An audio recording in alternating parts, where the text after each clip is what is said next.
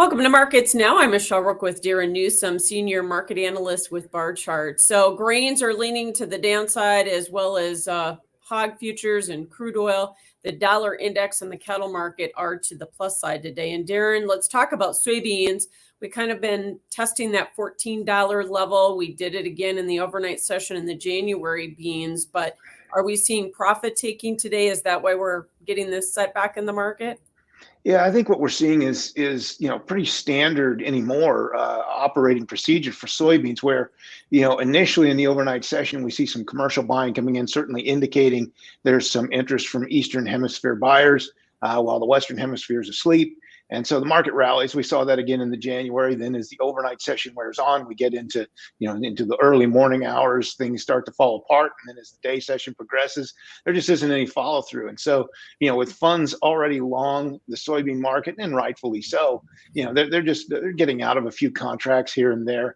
I don't see a huge volume here on Wednesday, so likely putting a little bit of pressure. But long term, the fundamentals of the market haven't changed. There's still a great deal of concern going further out. If we look at those March, May, July future spreads, we know that the commercial side is still concerned. So, yeah, I think we're going to keep testing that 14, and overnight we're going to probably pop through it at some point. But then the market's got to set back to get the buyers interested again. Yeah, although we have seen maybe a little rain in the forecast for areas of Brazil coming up here. And we've seen some downgrades of the Brazilian crop outlook in the meantime. What is your assessment? If we miss these rains this weekend, could this market really take off, get above 14 and keep going or not? Sure. I mean, but we have to keep in mind, it's the equivalent of May here in North America. So there's a lot of time for the Brazilian crop. But if they miss these rains, there's going to be a great deal of excitement. We're going to see funds coming back into the market. They're going to push this thing higher. We already know, as I mentioned, that the commercial side's already concerned. We've seen the May July spread cut to something like 2 or 3 cents carry. So it's not that far away from going inverted. And when that happens, then we'll know that I'm not going to say there's a panic, but there'd be panic-like situation in the long-term soybean situation. We knew going into 2023, the 2023 crop, the U.S. Production was going to be smaller. We knew we'd lost acres. And now, this doesn't look like, production is going to be that great no matter what because of weather here in the United States. And if we top that off with reduced Brazilian production, all of a sudden the global situation starts to tighten, even if the U.S. isn't a major player in the global market anymore. Yeah. And we're still seeing the meal market kind of driving the boat here. We're back lower here today after new contract highs again in the meal market. Do you anticipate meal is going to continue to be strong here for a while and hold up the beans? I think so. I think that's really the catalyst for what we've seen in soybeans so far. Soybeans could certainly take the baton here later in the marketing year, but right now it's all about soybean meal. And quite honestly, soybean meal looks to me to be doing very similar activity as to what we've seen in the softs sector with coffee and cocoa and sugar and orange juice, all of these just skyrocketing to historic highs, all on tight fundamentals driven by weather problems around the world. So, if we go back to last year's weather issues in Argentina and its reduced crop, Argentina being the number one soybean meal exporter in the world, we knew then that the world was going to have to look for another source, and right now it looks to be the U.S. Based on what we're seeing in U.S. soybean meal sales and shipments. So yeah, I think we're going to continue to see strength in the soybean meal market until we get a better feel for what Argentina might produce this year. Yeah. We also have President Xi and President Biden meeting here today, and we've had some sales prior to this. Is China buying because they are concerned about South America's crop, or is this just goodwill gestures? Probably a little bit of both. There could be some headlines of some large sales, but these will probably be worked out. Well, probably what has been worked out when the Chinese contingent came to Iowa, and a couple months ago, something like that. So I'm not looking for anything earth shattering in the way of supply and demand changes. But we do know that Chinese buyers are concerned. They can look at this. They can look at the crops. They can look at the future spreads, and they're part of the commercial side that's been buying deferred issues, knowing that the top has probably been taken off the Brazilian crop. Chinese demand is going to stay strong. And so whether they want to or not, they're going to have to buy some beans from the United States, possibly more than what they were planning. But, that's just the nature of the beast when you're dealing with weather. Yeah. Corn is also down today, probably following beans, maybe a little profit taking there as well. But, that market is going to have a tough time really rallying here unless we see a big pickup in exports, right? Because supply situation still is pretty burdensome. Yeah, the supplies. We've got plenty of corn supplies right now. Again, we can see that in basis, and we can see it in spreads. And it's interesting. Interesting is probably the wrong word to look at the daily chart for December corn, basically just going sideways. Overnight we popped through the round number and Tuesday's high of 480, but it did not generate any buying interest, and we quickly fell back below that mark. So now it just looks like we're going to be comfortable between last Friday's low, I believe, at 464, and Tuesday's high of 480. And we've just established another sideways range until either side, commercials or non-commercials, show any type of long-term interest in this market. Yeah.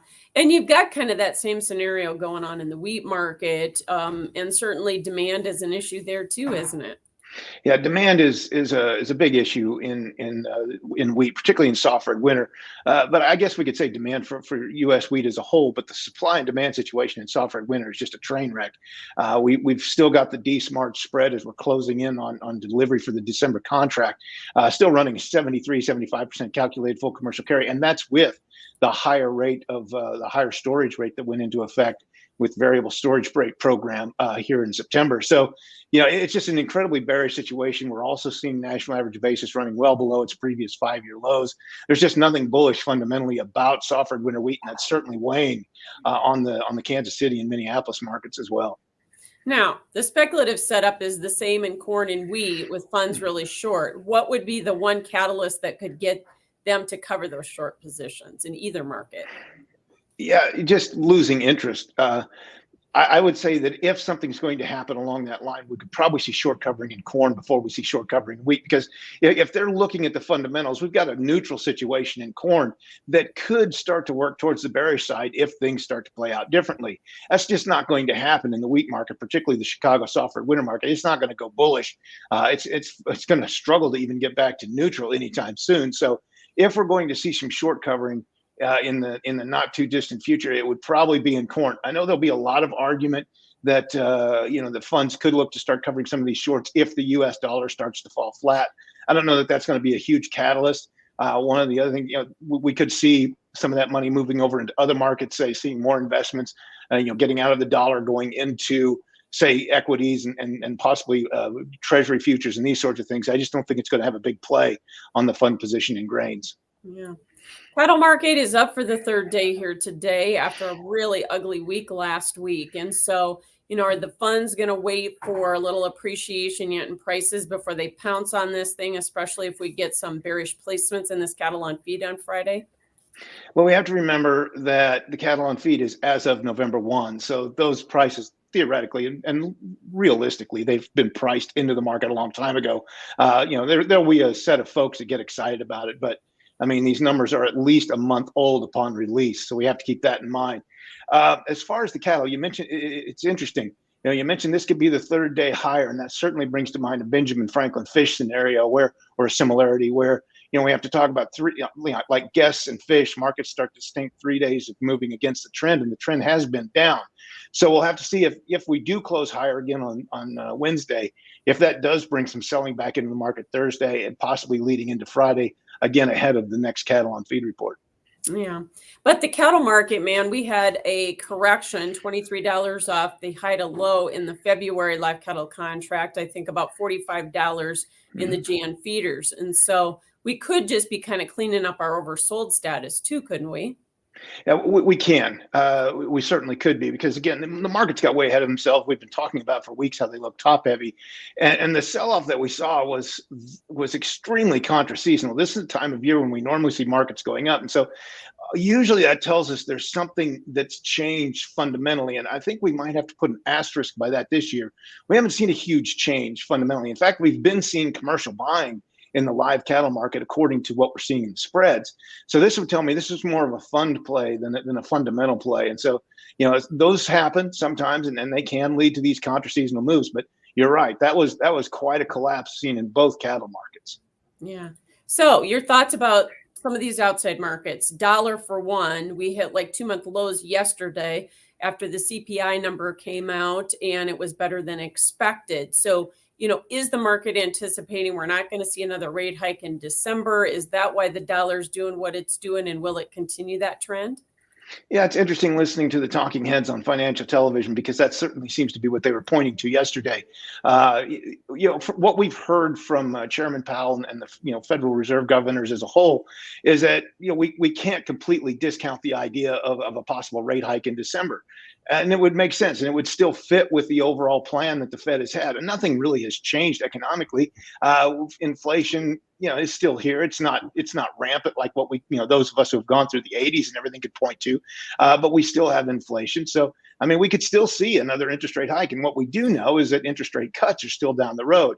What I found interesting is that the dollar supposedly collapsed on the better than expected CPI number, and then the PPI number followed that here on Wednesday, and it was also better than expected. Then the dollar's rallying, dollar's firming. So, I think it's basically just playing out some of its trends. Long-term trend of the dollar is still up. We just have to see how much further down it wants to dip before it finds buyers again. Yeah.